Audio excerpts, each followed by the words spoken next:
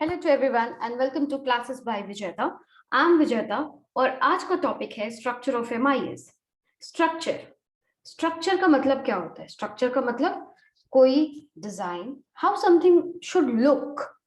अगर आप किसी चीज का स्ट्रक्चर ड्रॉ कर रहे होते हैं, ड्रॉ करते हैं मतलब आपको उसका पता है कि how the thing should look, उसका आउटलाइन कैसा होना चाहिए, उसका अगर आप मैप प्रिपेयर कर रहे हैं तो उसका मैप कैसा दिखना चाहिए। लेकिन एमआईएस, मैनेजमेंट इंफॉर्मेशन सिस्टम, उसके लिए उसका स्ट्रक्चर कैसा होना चाहिए, उसके लिए हम बात करते हैं आज अपने इस वीडियो में structure of MIS. I am Vijeta and welcome to classes by Vijeta and please do like, share and subscribe to my channel if you have not subscribed yet.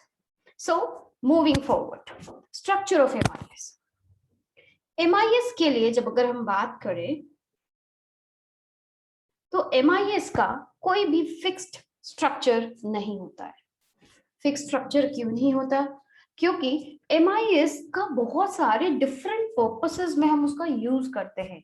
MIS organisation to organisation differ करता है।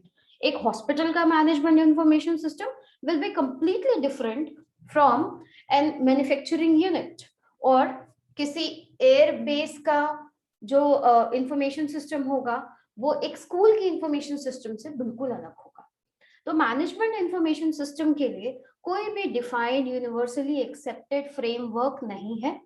Management information system basically बनाया जाता है in order to solve the problems which a manager faces while taking any decision. तो उसको help करने के लिए बनाते हैं। तो ऑब्वियसली मैनेजमेंट इंफॉर्मेशन सिस्टम बनाने का जो बेसिक मोटिव है वो डिसीजन सपोर्ट है। डिसीजन लेने में क्या हेल्प करते हैं? तो हम अगर जिस भी ऑर्गेनाइजेशन में है वहां पे जो डिसीजन का तरीका होगा वो बिल्कुल डिफरेंट होगा, और उसी वजह से एक universally accepted structure of management information system exist नहीं करता है। लेकिन देयर आर वेरियस अप्रोचेस जिसके थ्रू हम एमआईएस के स्ट्रक्चर को डिफाइन कर सकते हैं, depending on the approaches, depending on how we see a management information system. तो उसके बेसिस पे हमने 5 कैटेगरी करी है जिससे हम स्ट्रक्चर ऑफ एमआईएस ड्रॉ कर सकते हैं। Mind it, there is no universally accepted framework for MIS.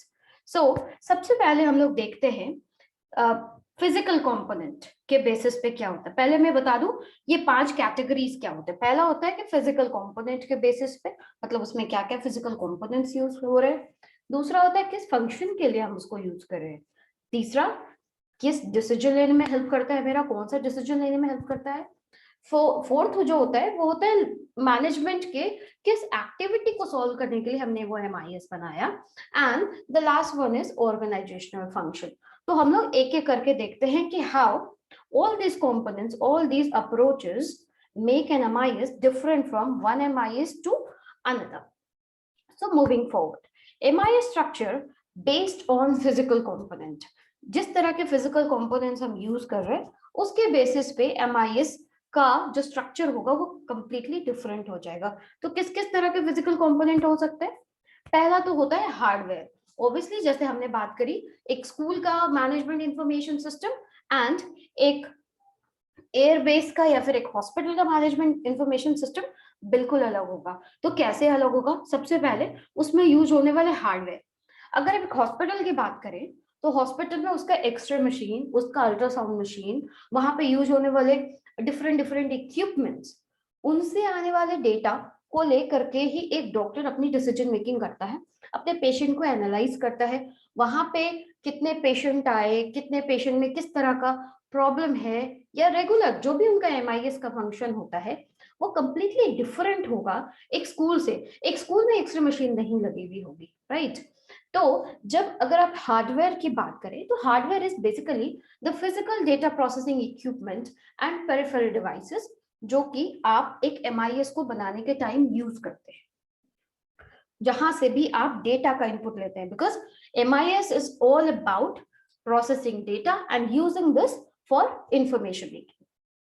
उसके बाद जो दूसरी चीज होती है वो होती है सॉफ्टवेयर।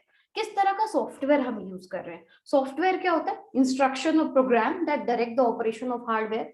ऑब्वियसली अगर एक कोई अकाउंटिंग कंपनी है जहाँ पे मान लीजिए एक सीए का फर्म है और वहां पे उन्हें एक एमआईएस मेंटेन करना है, तो वहां पे जो वो सॉफ्टवेयर यूज करेंगे वो मे बी टैली हो सकता है, मे बी किसी तरह का अकाउंटिंग पैकेज हो सकता है। लेकिन अगर एक हॉस्पिटल की बात करते हैं तो वहां पे हॉस्पिटल मैनेजमेंट सिस्टम होता है, वो डिफरेंट होता है, वहां पे यूज होने वाला सॉफ्टवेयर बिल्कुल डिफरेंट होगा। ठीक है, तो आप हार्डवेयर और सॉफ्टवेयर ये दो फिजिकल कंपोनेंट है जिसके बेसिस पे हम एमआईएस का स्ट्रक्चर डिफरेंट कर सकते हैं। इसके अलावा किस तरह का डेटा बेस यूज होता है, all data utilise by the application software. आप हर एक ऑर्गेनाइजेशन का अपना अपना इंडिविजुअल डेटाबेस होता है, कहीं पे डेटाबेस बहुत कॉम्प्लेक्स हो सकता है, कहीं पे डेटाबेस बहुत सिंपल, अगर आप बैठ कर चाहें तो उसको रजिस्टर पे भी बना सकते हैं। तो कहीं पे क्वांटिटी बहुत ह्यूज हो सकती है लेकिन डेटा कॉम्प्लेक्स नहीं होगा, लेकिन कहीं पे ऐसा हो सकता है कि क्वांटिटी बहुत मेजर है लेकिन डेटा बहुत कॉम्प्लेक्स हो सकता है। जैसे अगर आप किसी ऑर्गेनाइजेशन का कंज्यूमर कोई प्रोडक्ट को लॉन्च कर रहे हैं, उस वक्त अगर आप कंज्यूमर बिहेवियर टेस्टिंग के लिए आप कोई डेटा एनालाइज कर रहे हैं या फिर उसके लिए आप कोई एमआईएस प्रिपेयर कर रहे हैं, मे बी वहां पे जो इन्फॉर्मेशन को आप सीख कर रहे हैं वो हो सकता है थोड़ा कॉम्प्लेक्स हो जाए। लेकिन एक स्कूल का सॉफ्टवेयर है, अगर आपने एक स्कूल में एक एमआईएस बना रखा है, एक कॉलेज का एमआईएस है, वहां पे हार्डली यही होता है कि किस बच्चे ने कितने कितने बच्चों ने एडमिशन लिया और कितने बच्चों ने कब फी पे करी है, किसको कितना मार्क्स आया है, कौन सा बच्चा फर्स्ट करा है, कौन सा बच्चा लास्ट करा है, एडमिशन अटेंडेंस, ये सारी चीजें हो सकती है। तो डेटाबेस की यूटिलिटी, किस तरह का डेटाबेस है वहां पे। उसके बाद प्रोसीजर्स, किस तरह के प्रोसीजर्स यूज होते हैं। ऑब्वियसली अगर depending on the setup procedures अलग अलग हो सकते हैं। हार्डवेयर सॉफ्टवेयर जैसा आपका सॉफ्टवेयर है अकॉर्डिंगली आपका ऑपरेटिंग प्रोसीजर्स होगा। ऑपरेटिंग पर्सनल्स कौन कौन से हैं, एक हॉस्पिटल में हमको एक रेडियो टेक्नीशियन की जरूरत होगी, ठीक है, स्कूल में हमें रेडियो टेक्नीशियन की जरूरत नहीं है एक एमआईएस को रन करने के लिए। एक एक सीए के फर्म में मे बी हमें एक ऐसे बंदे की जरूरत होती है जिसने एटलीस्ट सीए करा हो, नहीं तो उसके कुछ चैप्टर्स पास करे हो, उसके कुछ लेवल्स किया हुआ हो, उसको अकाउंटिंग के बारे में नॉलेज हो, तभी वो आगे चल करके उस एमआईएस को और भी अच्छे से इंटरप्रेट कर सकता है। लेकिन मे बी हमें कॉलेज में उस तरह के प्रोफेशनल की जरूरत नहीं। तो depending on the operating personal, कौन उस एमआईएस को यूज कर रहा है, कौन उस इंफॉर्मेशन सिस्टम का इस्तेमाल कर रहा है, उसके बेसिस पे भी हम एमआईएस के स्ट्रक्चर को डिफरेंशिएट करते हैं। देन आउटपुट, इनपुट और input and output. Input and output का मतलब होता है जैसे कि आप जो रिपोर्ट जनरेट करते हैं एमआईएस से, ऑब्वियसली जैसे हमने लास्ट एग्जांपल अभी तक कैरी करते आ रहे, स्कूल में बनने वाले रिपोर्ट एकदम डिफरेंट होंगे, एक ऑर्गेनाइजेशन में एक मैन्युफैक्चरिंग यूनिट का जो रिपोर्ट होगा वो डिफरेंट होगा, मे बी एक स्कूल के लिए जो रिपोर्ट है वो डिफरेंट है, मे बी एक हॉस्पिटल के लिए जो रिपोर्ट है वो डिफरेंट है। तो फिजिकल आउटपुट और the physical reports we generate using this MIS, उसके बेसिस पे भी हम एमआईएस का स्ट्रक्चर डिफरेंट कर सकते हैं या फिर उसके बेसिस पे हम डिफरेंट एमआईएस बना सकते हैं। तो ये तो बात हो गई फिजिकल कंपोनेंट के बेसिस पे। Next basis is information system based on processing function। तो सबसे पहले किस किस तरह का प्रोसेसिंग फंक्शन हम यूज करते हैं। तो सबसे पहले हो सकता है किसी भी ऑर्गेनाइजेशन में या कभी भी हम बिजनेस की बात कर रहे हैं, it is always about transaction. तो to process transaction is any activity taking place in any organisation. हम ट्रांजेक्शन्स को रिकॉर्ड करने के लिए एमआईएस बनाते हैं।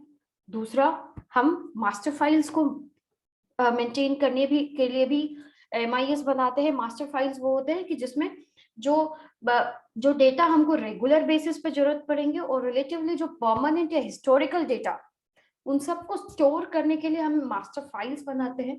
वो मास्टर फाइल्स को के बेसिस पे भी हम एमआईएस को डिफरेंशिएट कर सकते हैं।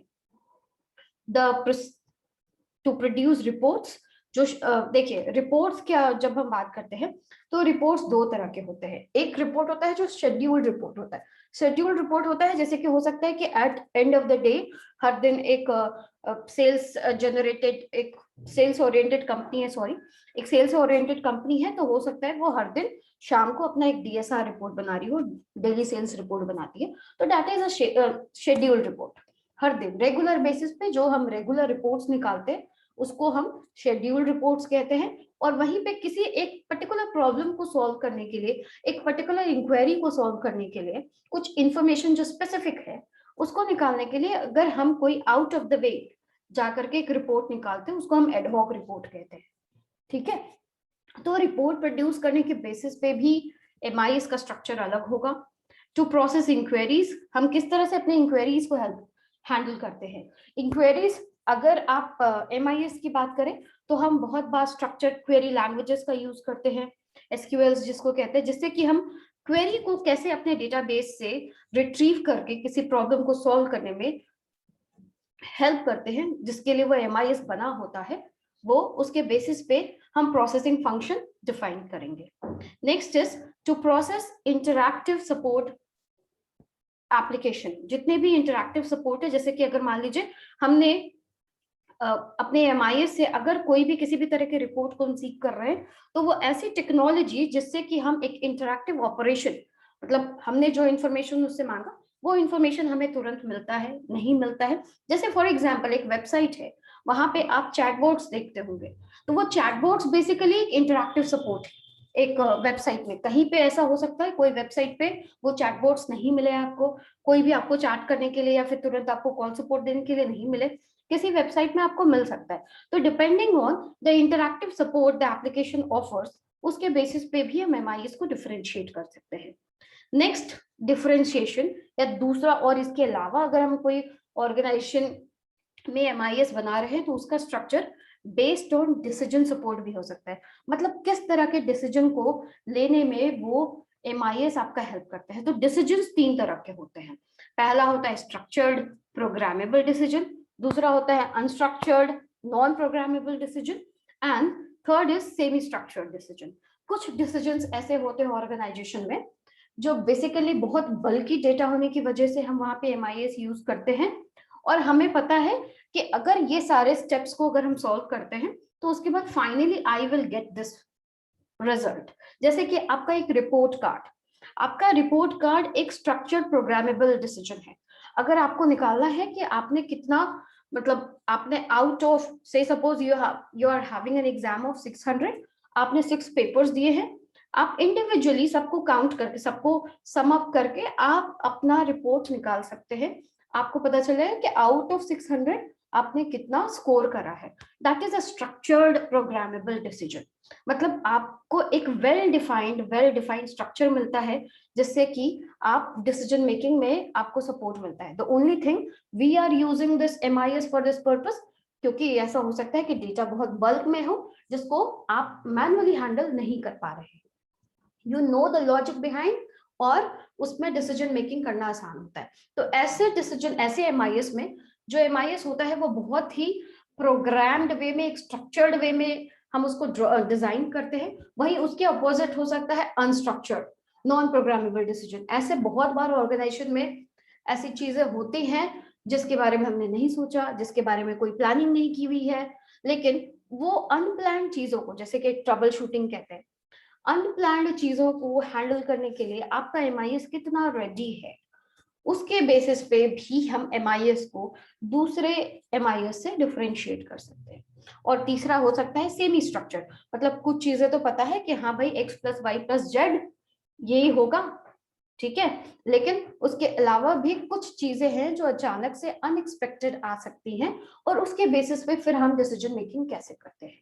तो structured decision making, unstructured decision making. एक एग्जांपल हो सकता है कि सेल्स ऑर्गेनाइजेशन है कोई, वहां पे जो गोल सेटिंग हो सकती है वो नंबर्स के बेसिस पे हो सकती है कि भैया आप कुछ भी कर रहे हो, दिन में आप आते हैं नहीं आते हैं, ऑर्गेनाइजेशन में आप पार्टिसिपेट करते हैं नहीं करते हैं, at the end of the day if you are doing your numbers, आपको जितना गोल दिया गया है अगर आपने उसको अचीव कर लिया, I will promote you. That is a structured programmable decision. लेकिन अनस्ट्रक्चर्ड में क्या होता है कि आप कोई गोल नहीं दिया गया होता है, बस आपको बोला जाता है कि भैया आप परफॉर्म करो। अब ये परफॉर्म का मतलब कोई कहाँ दौड़ना है, कहाँ तक जाना है आपको पता नहीं, लेकिन जो आपका बॉस है ही विल जज you basis on the basis of your performance. But performance का जो पैरामीटर है वो उन्हीं को पता है। बहुत सारे ऑर्गेनाइजेशन में जजमेंट के बेसिस पे लोगों का प्रमोशन होता है। जैसे कि मान लीजिए एक बैंकिंग ऑपरेशन हो गया, जो बंदे को बैठ करके टेलर पे दिन भर बस कितने लोग आए उनके बैंक में अकाउंट में एंट्री करनी है, अकाउंट का ट्रांजैक्शन रिकॉर्ड करना है, तो उनका परफॉर्मेंस डिटरमाइन करना मुश्किल हो सकता है। तो वहां पे हम किस तरह से डिसीजन मेकिंग करते हैं, that can be an unstructured unprogrammable decision. So depending on the type of decision and the planning behind that decision, हम MIS को differentiate कर सकते हैं। चौथा जो तरीका है जिससे कि हम MIS को डिफरेंशिएट करते हैं या फिर उसका स्ट्रक्चर डिफाइन करते हैं, वो होता है on the basis of levels of management activity. तो obviously you all know management को हम 3 लेवल में डिवाइड करते हैं, top level, middle level and low level. जो टॉप लेवल मैनेजमेंट होता है वो स्ट्रैटेजिक प्लानिंग करता है, जो मिडिल लेवल होता है वो मैनेजमेंट कंट्रोल लेवल होता है, और जो थर्ड लेवल होता है उसको ऑपरेशनल कंट्रोल लेवल कहते हैं। स्ट्रैटेजिक जो प्लानिंग करेंगे ऑब्वियसली वो जो बोर्ड ऑफ डायरेक्टर्स हो सकते हैं, ओनर्स ऑफ द ऑर्गेनाइजेशन हो सकते हैं, और वो किस तरह के डिसीजन लेते हैं, उनका जो MIS होगा, उनके लिए जो MIS अगर हम स्पेसिफिकली उनके लिए जनरेट कर रहे हैं, तो वहां जो मोटिव्स हो सकते हैं वो चॉइस ऑफ बिजनेस डायरेक्शन हो सकता है, मार्केट स्ट्रैटेजी हो सकती है, प्रोडक्ट मिक्सेस हो सकते हैं। लेकिन जो मैनेजमेंट कंट्रोल लेवल पे, मतलब जो मिडिल मैनेजमेंट है जो कि टैक्टिकल डिसीजंस लेते हैं, वो बेसिकली रिसोर्स प्लानिंग करते हैं कि हम अपने हमारे जो टॉप मैनेजमेंट ने जो डिसीजन लिया है उसको हम कैसे फुलफिल करवा सकते हैं, उसके लिए रिसोर्सेज कैसे आएंगे। तो वो basically acquisition and organisation of resources में होते हैं, स्ट्रक्चरिंग ऑफ वर्कफोर्स पे उनका फोकस होता है, ह्यूमन रिसोर्स प्लानिंग कैसे करना है उसके बेसिस पे वो काम करते हैं। तो मैनेजमेंट कंट्रोल लेवल के बेसिस पे जो MIS होगा वो डिफरेंट होगा। और ऑपरेशनल कंट्रोल लेवल पे हम short term decision for current times लेते हैं।